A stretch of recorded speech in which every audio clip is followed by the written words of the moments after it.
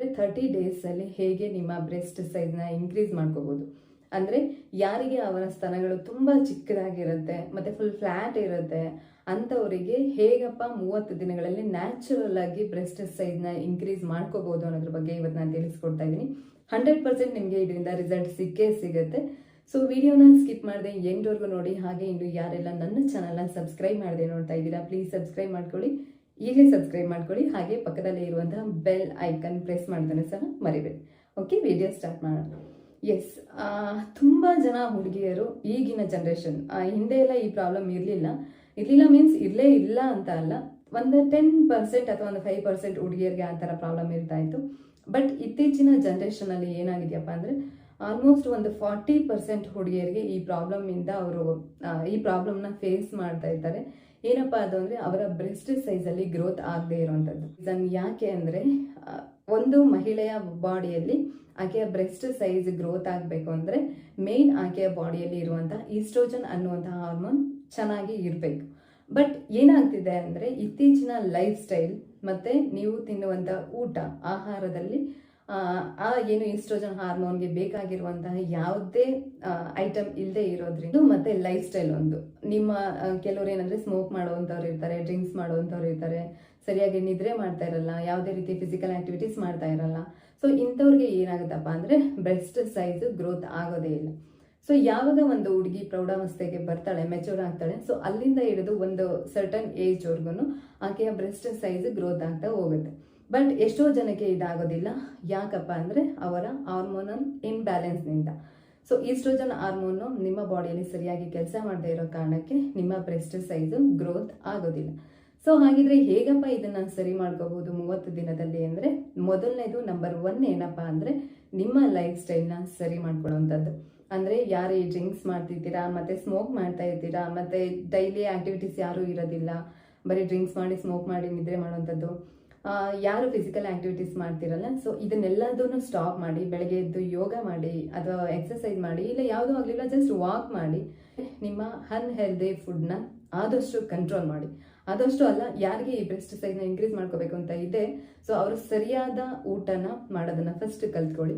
ನಿಮ್ಮ ದಿನನಿತ್ಯದ ಊಟದಲ್ಲಿ ಹಸಿರು ತರಕಾರಿಗಳು ಮತ್ತು ಡ್ರೈ ಫ್ರೂಟ್ಸು ಮತ್ತು ಮಿಲ್ಕ್ ಪ್ರಾಡಕ್ಟ್ಸ್ ಅಂದರೆ ಪನ್ನೀರು, ಚೀಸು ಅಥವಾ ಹಾಲು, ಮೊಸರು, ಸೊ ಇದೆಲ್ಲದನ್ನು ನಿಮ್ಮ ಊಟದಲ್ಲಿ ನೀವು ಇನ್ಕ್ಲೂಡ್ ಮಾಡ್ಕೋಬೇಕಾಗುತ್ತೆ. ಇದೆರಡನ್ನು ಬಿಟ್ಟು ಮೇಯ್ನ್ ಏನಪ್ಪ ಅಂದರೆ ಈ ಎರಡನ್ನ ನಿಮ್ಮ ಡಯಟಲ್ಲಿ ಆ್ಯಡ್ ಮಾಡ್ಕೊಳ್ಳೇಬೇಕು ನೀವು. ಸೊ ಅವಾಗಷ್ಟೇ ನಿಮಗೆ ಒಳ್ಳೆ ರಿಸಲ್ಟ್ ಸಿಗುತ್ತೆ. ಏನಪ್ಪ ಅದು ಅಂದರೆ ಒಂದು ಮೆಂತ್ಯ, ಓಕೆನಾ, ಸೆಕೆಂಡ್ ಒನ್ನು ಪಪ್ಪಾಯ. ಸೊ ಯಾರಿಗೆ ಈ ಬ್ರೆಸ್ಟ್ ಸೈಜ್ನ ಇನ್ಕ್ರೀಸ್ ಮಾಡ್ಕೋಬೇಕು ಅಂತ ಇದೆ ಅಂಥವ್ರು ಈ ಎರಡನ್ನ ಮಿಸ್ ಮಾಡದೆ ನಿಮ್ಮ ಡೈಲಿ ಡಯಟಲ್ಲಿ ಆ್ಯಡ್ ಮಾಡ್ಕೊಳ್ಳಿ. ಅಂದರೆ ಪಪಾಯ ಮತ್ತು ಮೆಂತ್ಯ ಹೆಣ್ಮಕ್ಳಿಗೆ ಮಾಡಿಸಿದಂಥ ಏನೋ ಈಸ್ಟ್ರೋಜನ್ ಫುಡ್ ಅಂತಲೇ ಹೇಳ್ಬೋದು.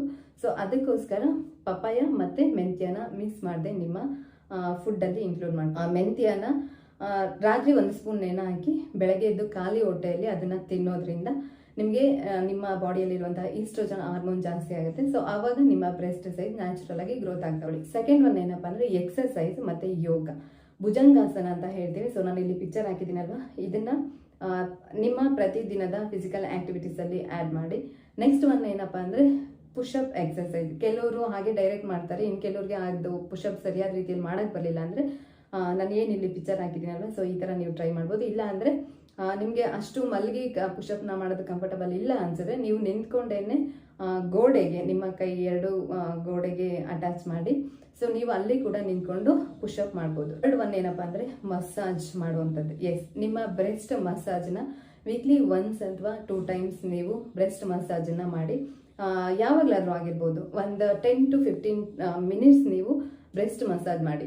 ಒಂದು ಹರಳೆಣ್ಣೆ, ಇನ್ನೊಂದು ಬಾದಾಮ್ ಆಯಿಲ್ ಅಂತ ಹೇಳ್ತೀವಿ, ಇದೆರಡು.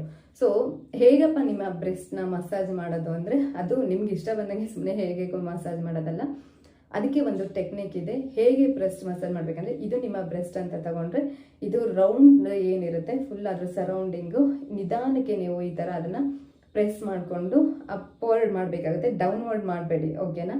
ಅಪ್ವರ್ಡ್ ನೀವು ಮಸಾಜ್ನ ಮಾಡ್ತಾ ಹೋಗಬೇಕು. 2 ಬ್ರೆಸ್ಟ್ನೂ ಅಷ್ಟೇ. ಆದಷ್ಟು ನಿಮ್ಮ ಪಾರ್ಟ್ನರ್ ಏನಿರ್ತಾರೆ ನೀವು ಅವ್ರ ಹತ್ರ ಬೆಸ್ಟ್ ಮಸಾಜ್ ಮಾಡಿಸ್ಕೊಳ್ಳೋವಂಥದ್ದು ಬೆಟರು. ಯಾಕಪ್ಪ ಅಂದರೆ ನಿಮಗೆ ಅದು ಮಾಡುವಾಗ ಕಂಫರ್ಟಬಲ್ ಅನ್ಸಲ್ಲ breast massage. So breast massage ಹೇಗೆ ನಿಮ್ಮ ಡಯಟು ಮತ್ತು ಎಕ್ಸರ್ಸೈಸ್ ಲೈಫ್ ಸ್ಟೈಲ್ ಚೇಂಜಸ್ ಮಾಡ್ಕೋತೀರಾ, ಸೊ ಇದನ್ನು ಅದ್ರ ಜೊತೆ ಇನ್ಕ್ಲೂಡ್ ಮಾಡ್ಕೊಳ್ಳೋದ್ರಿಂದ ನಿಮ್ಮ ಬ್ರೆಸ್ಟ್ ಸೈಜನ್ನು 100% ನೀವು 30 ಡೇಸ್ ಅಲ್ಲಿ ಜಾಸ್ತಿ ಮಾಡ್ಕೋಬೋದು. ಸೊ ಇದಾಗಿತ್ತು ಇವತ್ತಿನ ಟಾಪಿಕ್. ಮರಿದೆ ನಾನು ಹೇಳಿದ್ದನ್ನ, ಅಂದರೆ ಫಸ್ಟ್ ಹೇಳಿದ್ದನ್ನ ಫಾಲೋ ಮಾಡಿ 100% ನಿಮಗೆ ರಿಸಲ್ಟ್ ಸಿಕ್ಕೇ ಸಿಗುತ್ತೆ. ಓಕೆನಾ?